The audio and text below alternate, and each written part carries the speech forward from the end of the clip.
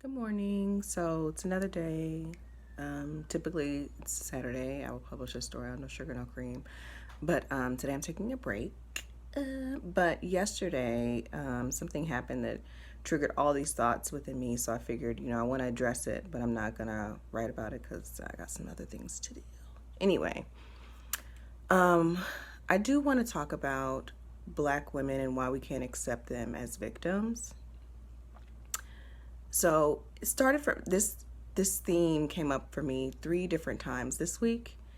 And when things come up in threes, like the threes are like a divine number. So I felt it was important for me to say something about it. So the theme of is like Black women not being accepted as victims by other Black women, by society, by Black men, and it first came up when Evelyn Lozada was responding to Chad Ochocinco Johnson about the domestic violence in their relationship. And I know Evelyn has had like a sticky, tricky history with blackness, her own blackness, and other people's blackness. But she did acknowledge herself as an Afro-Latina woman, and you can see it in her face. But what was so troubling to me is that when Chad was saying that, he lost his temper for 3 seconds and it impacted the rest of his life, blah, blah, blah, blah, and now he's just this positive person. And she took issue with that because she was like, that's not the only time you've been violent in our relationship. It was more than 3 seconds.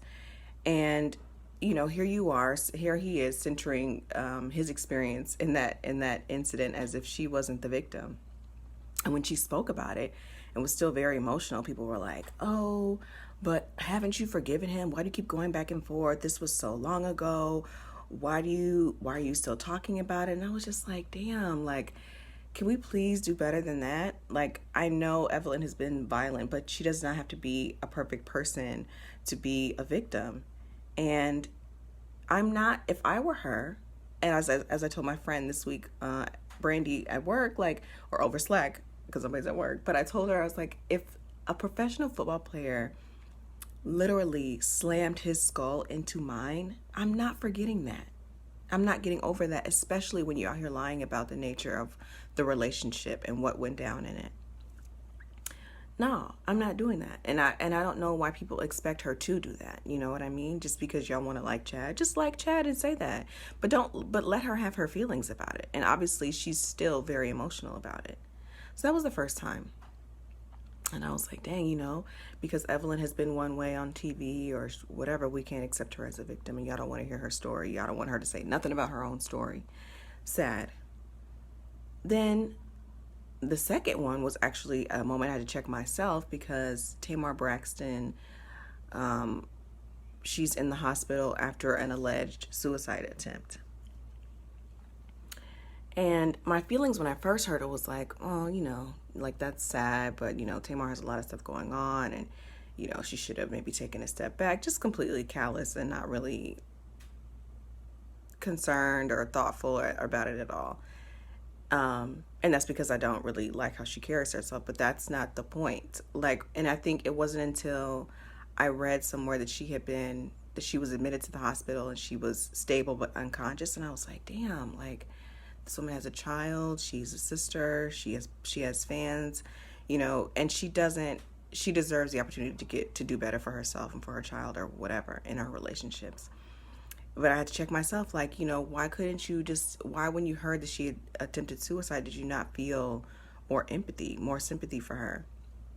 So I had to check myself in that instance, not really ready to receive a Black woman as a victim because she has, an attitude.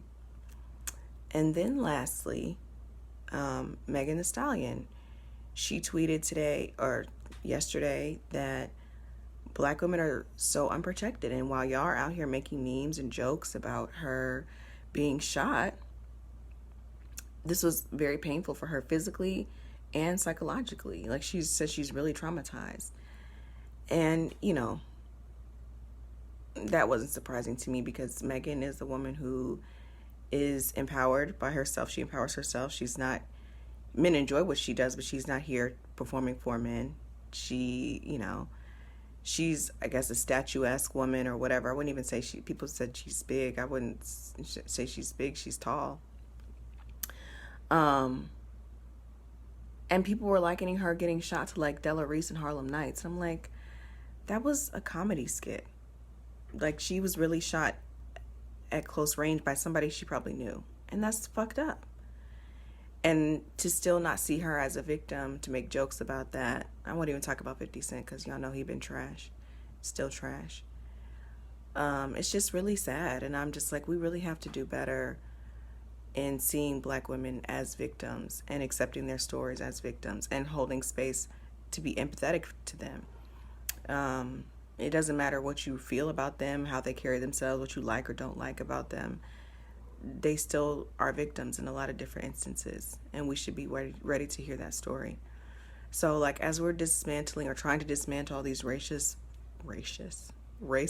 systems in America and society, we really need to go within too and make sure we're not perpetuating that within our own community, especially, as y'all know, when it comes to black women, because black girls deserve better. And there's an update on that I'm posting later on. So, but I just wanted to get on and say that because that's been on my heart after I ended work on Friday. We have to do better.